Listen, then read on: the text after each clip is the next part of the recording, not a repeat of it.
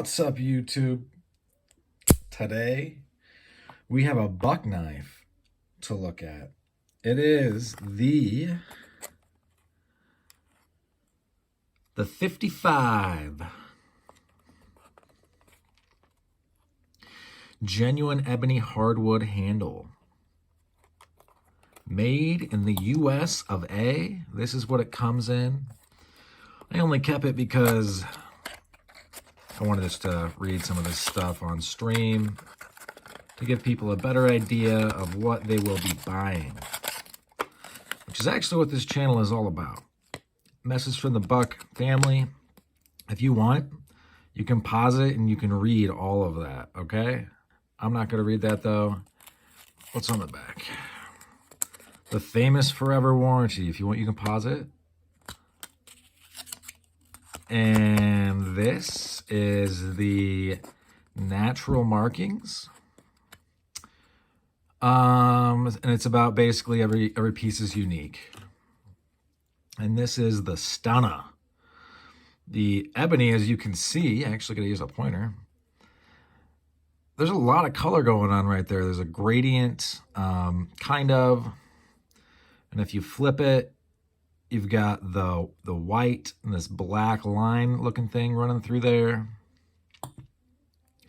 Really gorgeous. Things that I would like to point out are you have 2 gold pins and a silver nickel pin.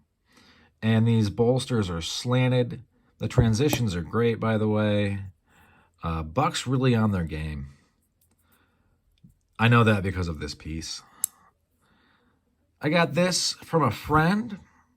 So it's got a little bit of billboarding. I'm not really sure what company that is, but I guess I could Google it if I wanted to. I don't really care about billboarding on a knife.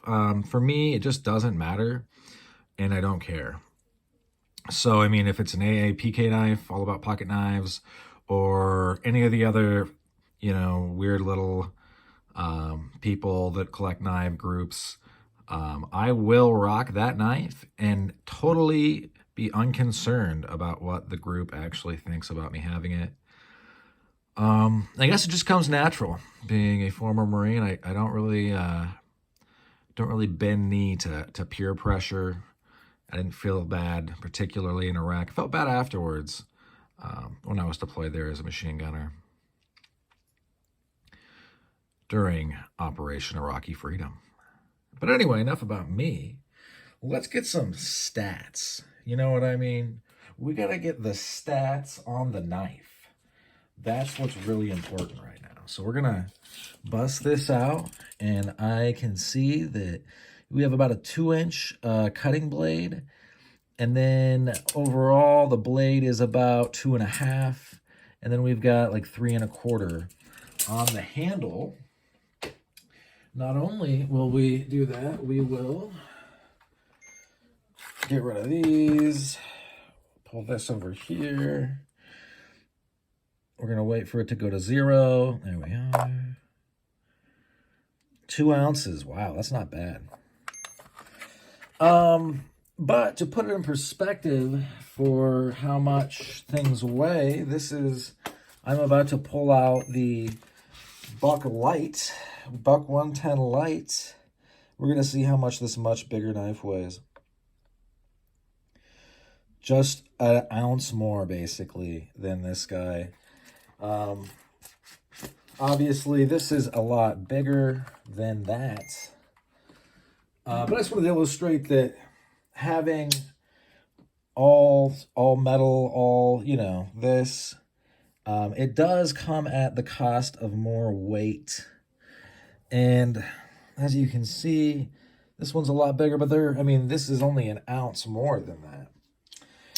That's why the Buck Lights, I think, are kind of a unsung hero of the Buck universe, just because people turn their nose up and say they're light use. I would challenge anybody to bust one of those knives and do it on camera so I can see that you're not full of shit. This is 5.5 or so. This is a Bear & Sons, or it was Bear MGC. I got this for about 30 bucks. It had a bunch of blade play, so I took a clamp and cranked it down real hard, and now it doesn't have that anymore. I know people say, like, kind of jokingly, hit it with a hammer. You can't hit it with a hammer, but I wouldn't if I were you. So anyway, enough of those other knives. Let's get back to this knife. Let's take a really good look at it. And then we're going to compare it to, we're going to stop weighing things because obviously you're either going to carry the knife or you're not. So, and honestly, with like a belt sheath, anything is possible to be carried. This is an Arthur Wright sheep's foot in C70 steel.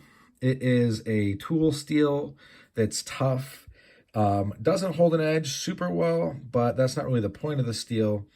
A lot of, kind of like how Old Hickory first started with everything being 1095, and then people shattered a bunch of their blades and they were like, man, the field knives are now 1075 because we're done with this. And I think that this is kind of the same thing. As you can see, they're very, very similar. This cost about 60 bucks, I think, if I am correct. The $1.55, although, I mean, gorgeous. So I can't fault it there. I think this was about 30. From All About Pocket Knives, you go on there. James and Company is the store, and he has a bunch, he or she, I don't know for sure who it is, has a bunch of Arthur Wright knives. This is really nice.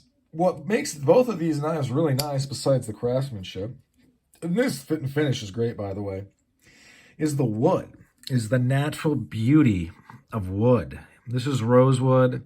This is ebony, or some kind of wood, probably ebony. Wow. You know, I like wood grain. I like the texture, the feel. It's hard to explain why. I think it's a tactile thing. But yeah, this is really nice. And it being locking is super good. Oh, by the way, the lockup on this is like a bank vault. There is no wobble at all. There's no side to side. This thing is 100% locked out, much like this thing. The knives from Europe, they tend to not have any wobble whatsoever. They don't seem to think that's acceptable. No play up and down either from the European knives. This is a great example of American cutlery. I'm really happy to have this. Glad my buddy, you know, gave it to me for much less than he should have, but super nice. And I'm actually really surprised at how nice it is. And it makes me want to go back to the Buck catalog and check out what's going on as far as slip joints and other things. I've had some of their slip joints in the past, but they just didn't really stick around my collection. Wasn't so into them. But wow, this really does make me question, like, maybe I'm missing something. Maybe it's my fault that I'm not, I don't have more Buck knives. One thing I am going to look for also is I used to have a Buck 10 and S30V, Buck 110. I'm either going to get one of those or one of the push button auto opens because they're badass. Anyway, thanks for sticking with me to the end. I appreciate you folks, and I hope you have a great rest of your day. Bye now.